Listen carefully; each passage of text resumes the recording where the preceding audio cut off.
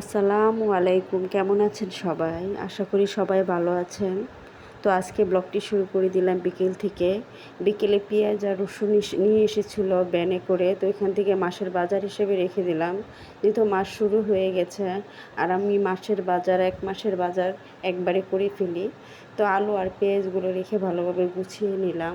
কিছু পেঁয়াজ রসুন আর আলু রান্না করে রেখে দিলাম, আর বাকিগুলো আমার বেডরুমে খাটের নিচে রেখে দিলাম আলো বাতাসে যাতে ভালো থাকে। আর এদিকে বিকেলে রান্না করতে চলে আসলাম রান্নাঘরে, যেহেতু বিকেল হয়ে গেছে, রাত্রে রান্না করতে হবে। তো রান্না করতে আসলাম, এখানে রান্না করব রুই মাছ দিয়ে ডাঁটা, আলু আর বেগুন দিয়ে তরকারি।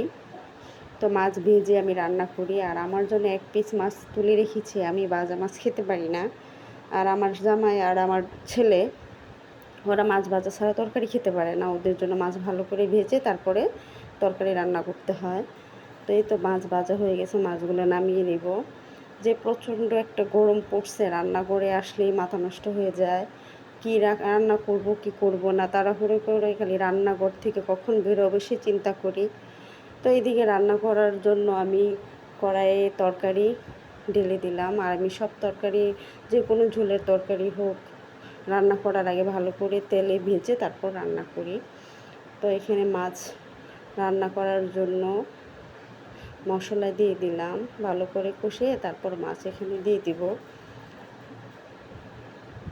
এই তো একে একে সব মশলা দিয়ে দিব। আর মাছের গরমের মধ্যে ঝোলের তরকারিটা খুব উপকার।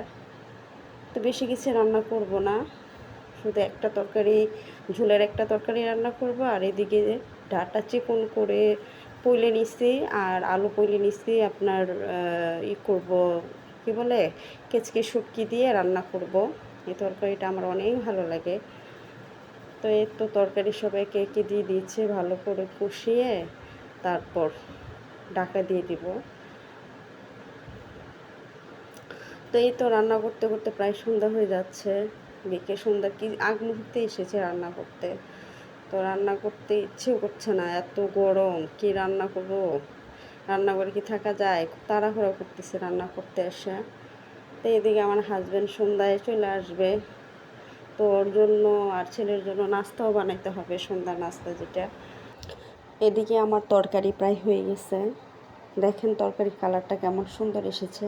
তরকারিটা খাইতেও খুব ভালো লাগছে, সবজিগুলো অনেক স্বাদের ছিল।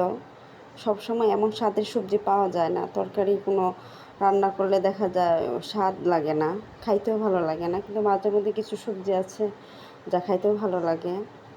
তো এই তো তরকারিটা হয়ে গেল, নামাই নেব। এদিকে অফ ক্যামেরায় আমি ছেলের জন্য নুডলস রান্না করে ফেলছি, ওরা খাইতে দিচ্ছি। ওর আব্বুর জন্য বাটিতে অল্প একটু তুলে রাখছি, আর এই যে একটা ডিম পোস্ট করে দিব। তো এই তো ডিম পোস্ট হয়ে গেলে খাইতে দিব, তো ওর আব্বু আইসা পড়বে। তো ডিম পোস্ট হয়ে গেলে নামাই নেব এখন ডিম পোস্ট। আসলে গরমের মধ্যে বলে নাকি ডিম খাইলে বেশি গরম লাগে, তো ডিম খাইতে চায় না বেশি গরমের ভিতরে। পুরো নুডলসের সাথে ডিমটা দিলে একটু এনার্জি পাবে, তাই ডিমটা পোস্ট করে দিলাম।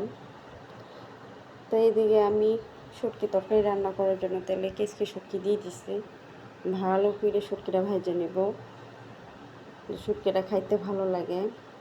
তেলে আমি শুটকি ভালো করে ভেজে তারপরেই রান্না করি।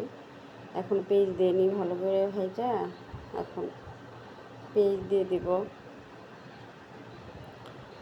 এই শুটকি তরকারিটা রান্না করে এভাবে খাইয়ে দেখবেন, খুব ভালো লাগে। এই তো পেঁয়াজ দিয়ে দিলাম, ভালো করে ভেজে একে একে সব মশলা দিয়ে দিব। তরকারিটা একটু ঝাল হয়েছিল, কিন্তু খাইতে অনেক ভালো লাগছে। আমার হাজব্যান্ড বলছে তরকারি নাকি অনেক ভালো লাগছে। এই তো কাঁচামরিচ কেটে দিলাম, শুটকি তরকারিতে কাঁচামরিচ না দিলে ভালো লাগে না। সবজিটাও দিয়ে দিলাম, ভালোভাবে নেড়ে চেড়ে ঢাকা দিয়ে দিব।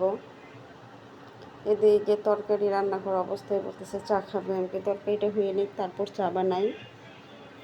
তো ওর আব্বু আসছে, পরে শরবত দিলাম, ছেলেরও দিয়ে আসলাম, আমিও খেলাম, ওর আব্বুরও দিলাম। আর নুডলসটা বলছে একটু খেয়ে নিতে। এদিকে আবার আইসা রান্না করে তরকারি দেখতে আসছি কি অবস্থা তরকারির। এই তো প্রায় হয়ে গেছে, আর কিছুক্ষণ পর তরকারিটা নামাই নেব।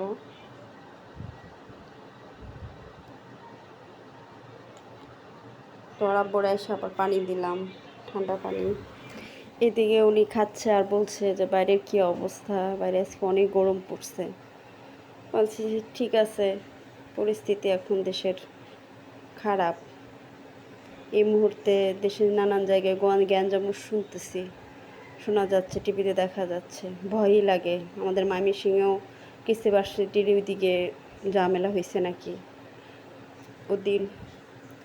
তো এইদিকে তরকারি প্রায় আমার হয়ে গেছে।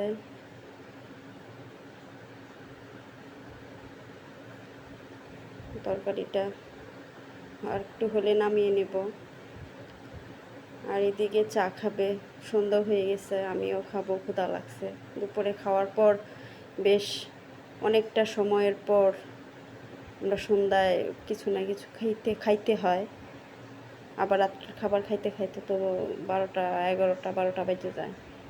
তো সন্ধ্যায় একটা নাস্তার সাথে বিস্কিট বা পাউরুটি হলেই চলে। তো আমি আমার হাজব্যান্ডকে চা দিয়ে আসবো, ও শুধু চা খাবে, আর আমি চার সাথে পাউরুটি বা বিস্কিট কিছু একটা খেয়ে নিব।